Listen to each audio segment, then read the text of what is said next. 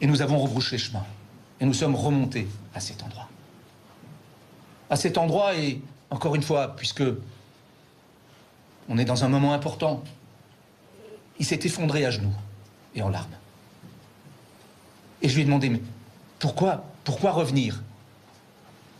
Et il a indiqué, c'est acté au procès-verbal, et là je ne pense pas violer l'instruction pour comprendre la dimension humaine. Et encore une fois, moi, je ne veux pas faire pleurer dans les chaumières, je ne veux pas faire pleurer sur Nordal-Lelandais aujourd'hui. Je relate, je dirais froidement, mais c'est vrai, avec peut-être effectivement la conviction et la passion qui m'animent. Il a dit, je voulais m'adresser à Maëlys. Et je voulais revenir sur ce lieu. Ce lieu qui s'est révélé être l'endroit où effectivement il a abandonné le corps de cette petite fille. Abandonné ou enterré? Abandonné. C'est bon pour vous? Vous irez jusqu'au bout avec Nordal-Lelandais? Vous ne le lâcherez pas?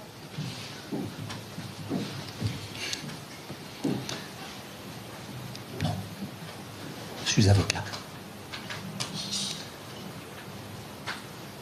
Vous savez, il y a beaucoup de sortes d'avocats. Tous compétents, tous brillants. Dans ma conception, la relation humaine est quelque chose d'extrêmement important.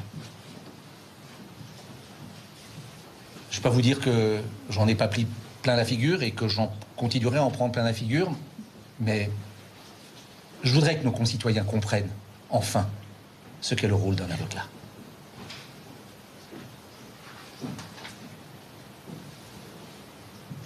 Lorsque je me suis adressé à lui hier, manifestement, il m'avait menti comme il a menti à tout le monde, puisque, voilà, la réalité, elle est là. Mais je pense que le fait que je lui ai dit que je serais à ses côtés comme avocat a peut-être contribué à l'aider à parler. Et je voulais avant tout qu'il parle. Je l'ai toujours dit, même si ils ne l'ont pas cru, et je le comprends. Qu'en défendant Nordal-Lelandais, je ne salissais pas la mémoire de Maëlys, ni celle de ses parents, à l'égard desquels j'ai réellement un profond respect. Je suis bien sûr père de famille et grand-père. Rien de pire ne peut arriver à une famille. Rien. À l'instant où je vous parle, je suis très ému d'en parler. Mais cela n'est pas incompatible avec le rôle qui est le mien. Donc je serai aux côtés de Nordal-Lelandais. Est-ce que Nordal-Lelandais a été reconduit à sa prison de Saint-Quentin? Bien sûr. Et je vais vous faire une confidence. Je ne présenterai plus de demande de mise en liberté.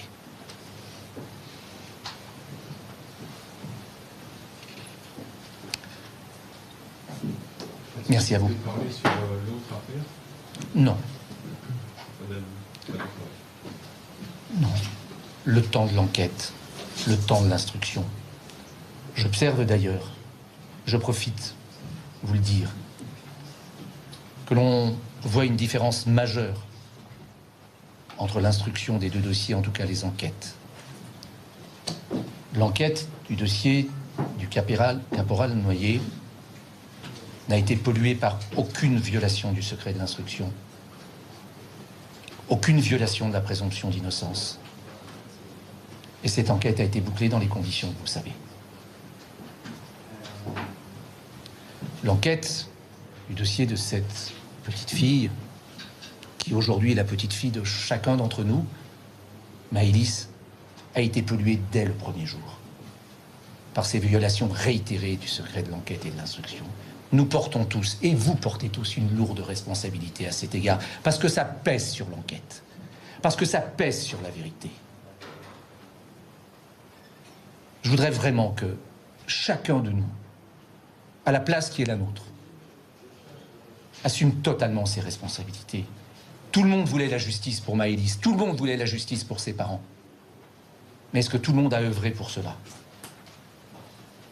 Je pose la question. On a un examen de conscience collectif à faire, qui pose un vrai problème du fonctionnement de notre institution judiciaire, à laquelle je suis personnellement particulièrement attaché. Pas d'autres questions? Merci à vous.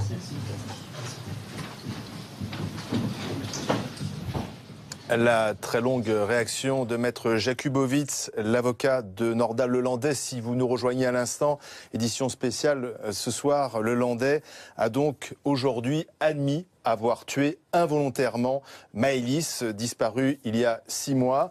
Lelandais a également reconnu qu'il s'était débarrassé du corps, mais il a refusé de s'exprimer sur les circonstances de la mort de la fillette. Il a guidé les enquêteurs aujourd'hui qui ont recherché avec Lelandais le corps, et des restes du corps de la fillette ont été retrouvés. Ils permettront sans doute de déterminer les circonstances du décès. Maître Jakubowicz a donc longuement parlé. Il nous a expliqué d'ailleurs que son client lui avait menti dans un premier temps avant d'aller vers le chemin de la vérité, même si la vérité n'est pas ce soir complètement donnée, elle n'est pas complète, Sarah Lou Cohen. Oui, il a expliqué comment il avait obtenu aussi ses aveux de son client. Il a été le voir hier dans sa cellule après avoir découvert que dans le dossier il y avait un élément très à charge contre lui, la présence de traces de sang de la fillette découvert récemment par les enquêteurs dans le coffre de la voiture. Et avec cet élément, il est allé le voir et il l'a amené vers le chemin de la vérité. Ce sont les mots de Maître Jakubowicz, même s'il dit le rôle d'un avocat n'est pas d'obtenir des aveux mais d'accompagner son client dans la recherche de la vérité. Donc c'est à sa demande qu'il a voulu être entendu par les juges d'instruction. L'audition a eu lieu ce matin et dans le cadre de cette audition, il est passé aux aveux, reconnaissant avoir tué involontairement la fillette, mais sans donner les circonstances de la mort de l'enfant. Maître Jakubowicz qui est revenu très longuement sur la façon dont son client avait accouché de cette vérité. Il a dit qu'il était anéanti, que ça avait été pour lui un moment de rédemption, qu'il avait pleuré pour annoncer cette vérité au magistrat, mais que c'était pour lui un grand soulagement après des mois de mensonges. Il a expliqué aussi que son client avait mené les enquêteurs sur les lieux où il avait abandonné le corps, donc dans un massif de la Chartreuse, très escarpé, très compliqué d'accès, et il est revenu sur ce moment, ce flash que Nordal Lelandais a eu au moment des fouilles, et il a dit, je crois que c'est là, à ce moment-là, la déneigeuse est arrivée, mais les chiens ont été plus rapides et ont donc découvert le crâne de l'enfant et un os long, et d'après nos informations, les recherches pour retrouver d'autres ossements vont reprendre demain exactement à l'endroit où Nordal Lelandais a conduit les enquêteurs. Eh bien justement, on va aller à cet endroit, c'est Saint-Franc en Savoie. Sur place, Caroline Dieudonné pour BFM TV.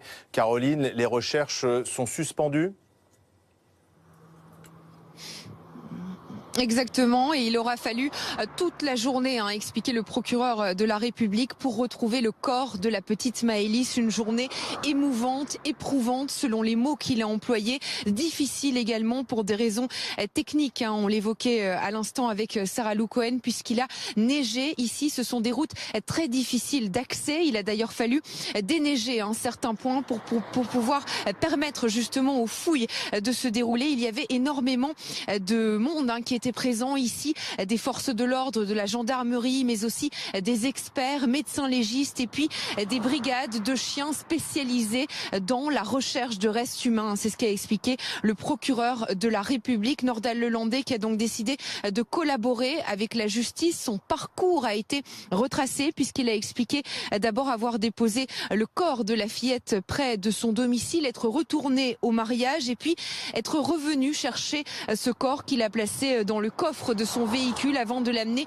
ici dans le massif de la Chartreuse. Le procureur de la République a évoqué un endroit reculé, un petit ravin où a été retrouvé le corps de l'enfant. Donc après des mois de recherche ici, eh bien la gendarmerie qui se trouvait sur la commune de Saint-Franc à quelques mètres d'ici, sur l'une des routes qui avait été bloquée, est désormais partie puisque la nuit est tombée. Il reste encore beaucoup de réponses à trouver puisque puisque Nordal Lelandais a expliqué avoir tué involontairement Maëlys, et le procureur de la République a expliqué qu'il fallait désormais élucider les circonstances justement de la mort de la fillette. Suite de cette édition spéciale, Nordal Lelandais a donc avoué avoir tué la petite Maëlys. Le principal suspect dans la disparition de la fillette en août dernier a coopéré avec les enquêteurs. Il les a conduits aujourd'hui sur la zone où il a déposé Maëlys. Le procureur de Grenoble a précisé que l'accusé n'a pas donné d'explication sur le déroulé du drame. Il reconnaît l'avoir tué involontairement. Les restes du corps de la fillette ont été retrouvés. On y revient tout au long de cette émission avec nos invités, nos reporters sur le terrain. Et on va tout de suite retrouver Julie Guillot qui nous fait le point depuis la commune de Pont de Beauvoisin dans l'Isère après la conférence de presse du procureur. Oui, ce sont de nouvelles expertises, de récentes expertises qui ont provoqué ce dénouement. Des traces de sang appartenant à Maëlys ont été découvertes sous les tapis fixés dans le coffre de la voiture de Nordal Lelandais. Son avocat a eu connaissance de ce nouvel élément versé au dossier hier. Lorsqu'il a appris cet élément, il a immédiatement rendu visite à son client en prison pour lui communiquer ce nouvel élément. Et c'est là que Nordal Lelandais a exprimé le souhait de voir le plus rapidement possible les juges. C'est ce qui a été fait dès ce matin, et il a immédiatement avoué avoir tué accidentellement, ce sont ses mots, Maëlys, et il a reconnu s'être débarrassé du corps. Je vous propose d'écouter les précisions du procureur de la République de Grenoble. Nordal Lelandais a indiqué que après avoir emmené l'enfant et l'avoir tué donc involontairement d'après lui, il l'avait déposé dans un endroit à proximité de sa maison et qu'il était retourné au mariage, puis qu'ensuite il était revenu, il avait récupéré le corps et il l'avait emmené et il l'avait déposé dans la forêt, dans un lieu montagneux, en l'espèce dans le massif de la Chartreuse.